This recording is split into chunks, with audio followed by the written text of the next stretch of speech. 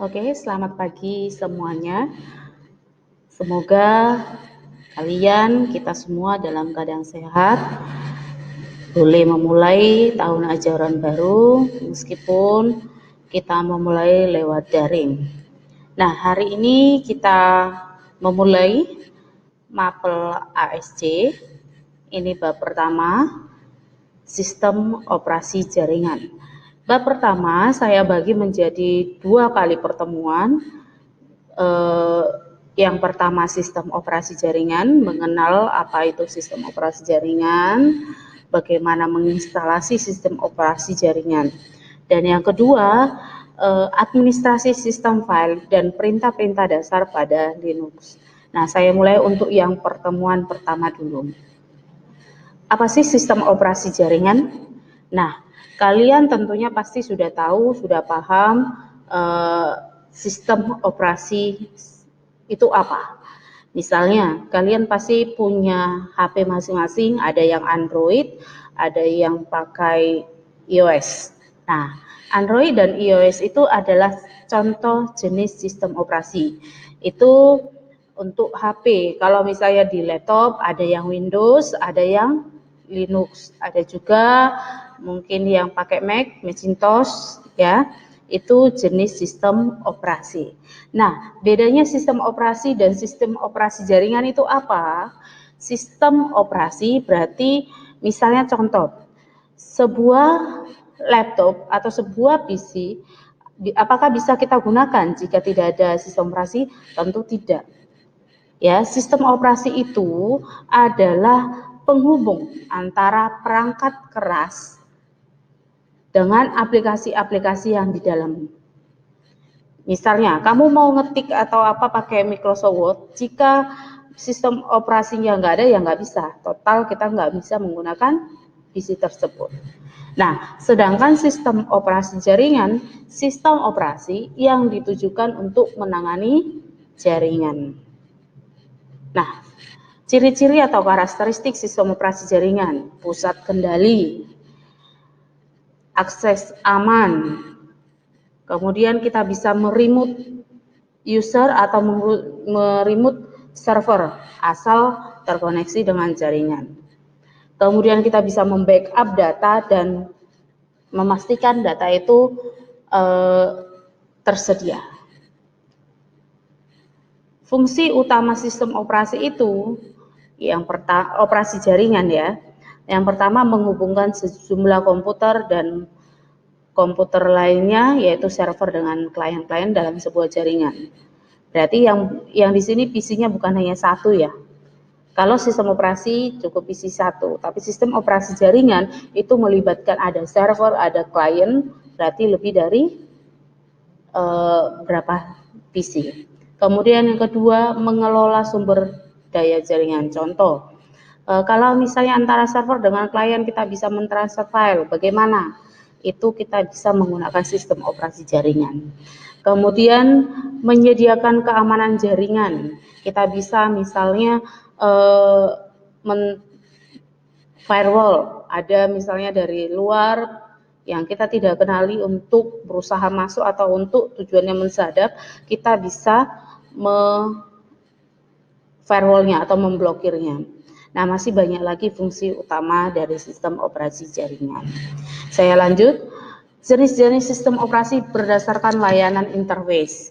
Jadi biasanya ini kita lihat cara penginstalnya. Ada yang GUI, Graphic User Interface, kemudian ada yang CLI, Command Line Interface. Yang GUI biasanya kalau kita menginstal itu lebih terbantu karena kita tidak perlu menghafal sintak-sintak lagi. Jadi biasanya kalau kita menginstal itu cenderung pakai GUI. Next, sudah ada gambarnya. Jadi perintahnya tidak perlu kita ketikkan lagi. Nah, yang harus menghafalkan perintah atau sintaks itu yang berbasis teks atau CLI. Jenis-jenis operasi jaringan dilihat dari sifatnya. Ada closed source dan ada open source. Closed source berarti perangkat lunak yang dipublikasikan tanpa diberikan kode sumbernya. Biasanya kalau closed source itu kita lebih mahal ya, lebih mahal karena kita harus membayar lisensi, kemudian pengembangannya juga terbatas, kita tidak bisa memodifikasi karena itu biasanya disupport oleh pemilik program tersebut. Tetapi keuntungannya lebih stabil dan mudah digunakan. Sedangkan yang open source ini biasanya jenis perangkat atau sistem operasi yang kita bisa download secara gratis, ya. Keuntungannya hemat biaya, boleh bebas mengubah atau modifikasi, kemudian lisensinya gratis dan yang lain. Sedangkan kerugiannya pasti lebih rumit, kemudian tidak ada garansi dan kurangnya atau kesulitan kita mengetahui status project. Nah, sebelum menginstalasi sistem operasi jaringan, kita harus paham dulu apakah laptop kita itu bit 32 atau bit 64. Jangan sampai nanti laptopmu hanya kapasitasnya 32 bit, kamu paksakan menginstal sistem operasi yang 60 bit, pasti error, dia nggak akan bisa. Nah, sistem 32 bit hanya mampu menerima RAM maksimal 4 GB. Sedangkan 64 bit mampu lebih dari 128 GB. Ya. Jadi cara ngeceknya nanti boleh dari disk PC, klik kanan properties gitu. Atau lihat aja RAM-nya berapa.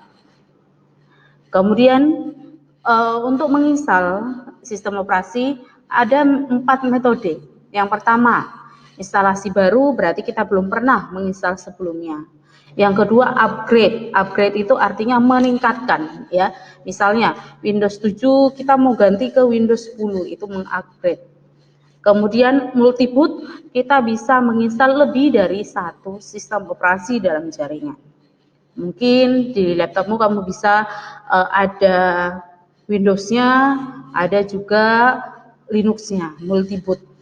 Sedangkan yang keempat, virtualisasi, yaitu teknik memungkinkan instalasi sistem operasi dilakukan di atas sistem operasi yang ada saat ini. Kita menggunakan virtualisasi.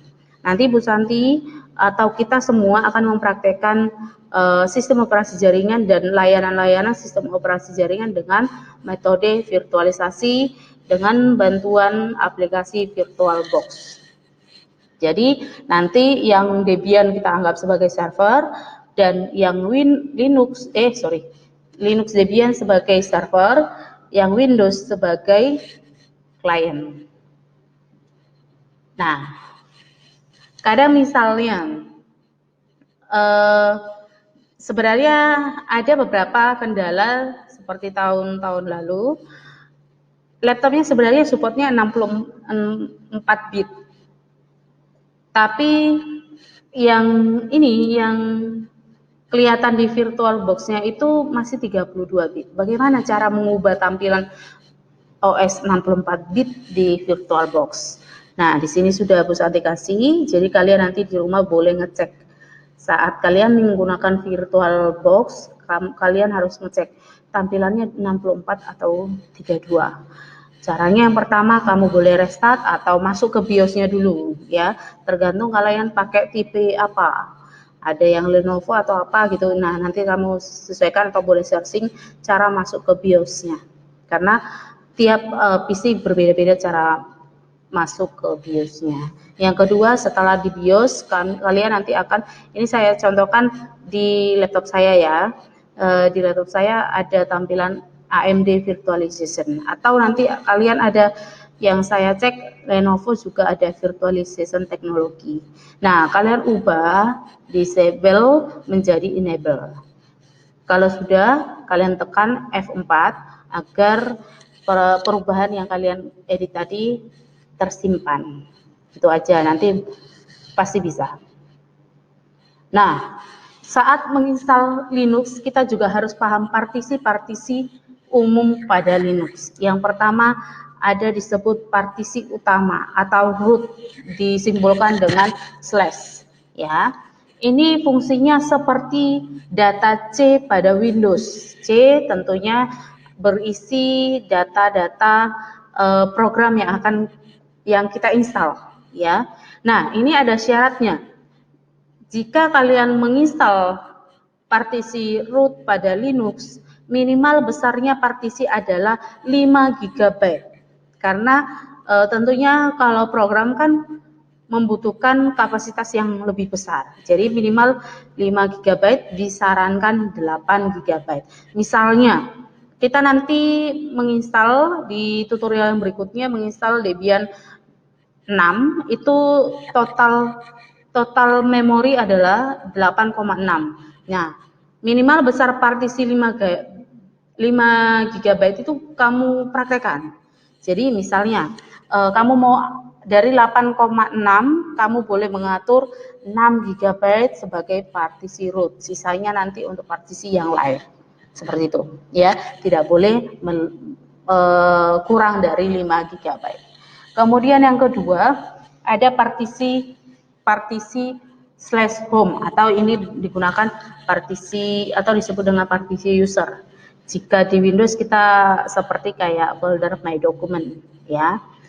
Nah, kalian bisa menyesuaikan apakah dokumennya kalian besar memorinya atau enggak, terserah, ini enggak ada batasannya. Kemudian yang ketiga, ini jika kalian menggunakan multiboot, ya, slash boot ini berisi partisi yang berisikan aplikasi booting, ya. Tapi jika kalian menggunakan virtualisasi, saya rasa slash bootnya nggak perlu, jadi bisa kita tiadakan, ya. Ini memang khusus untuk yang menggunakan lebih dari satu sistem operasi. Kemudian yang terakhir, ini salah ya, ini 4 seharusnya. 4 swap itu partisi RAM pada Linux. Partisi ini dapat digunakan sebagai RAM tambahan atau memori virtual, berguna pada saat sistem kehabisan RAM. Semakin banyak jumlah aplikasi yang dijalankan, semakin banyak jumlah RAM yang dibutuhkan. Nah, ini ada syaratnya juga. Dalam Linux ada swapping yang digunakan untuk menunjukkan proses. Biasanya ini ukuran partisi minimal sama dengan RAM yang ada. Jadi disarankan besar swap 2 kali RAM. Nah, misalnya kalau kalian ada RAM-nya 1, berarti swapnya kamu buat disarankan 2. Tapi jika tidak bisa atau tidak cukup, ya nggak apa-apa, nggak mesti. Yang harus saklek harus ada syaratnya itu yang slash tadi, yang root minimal 5 GB. Nah, sistem operasi modern juga memiliki kemampuan sebagai berikut. Nanti ada istilah multi user, berarti lebih dari satu user. Multitasking berarti bisa melakukan pekerjaan dalam waktu yang bersamaan. Multiprocessing berarti CPU-nya lebih dari 1. Ada multi-threading berarti setiap program dapat dipecah ke dalam thread untuk menjalankan secara terpisah oleh sistem operasi. Nah, ini gambaran umum dalam instalasi sistem operasi Debian. Konfigurasi BIOS, kemudian pemilihan mode instalasi, pemilihan bahasa, pemilihan jaringan, penentuan password, pembuatan user, penentuan waktu, skema partisi, ini yang paling penting, partisi ya, pengelolaan paket, pemilihan aplikasi yang diinstal, dan instalasi bootloader. Nah, demikian dulu teorinya.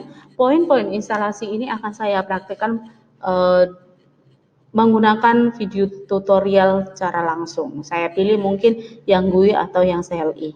Ya, sekian dulu teori awal dari sistem operasi jaringan. Terima kasih.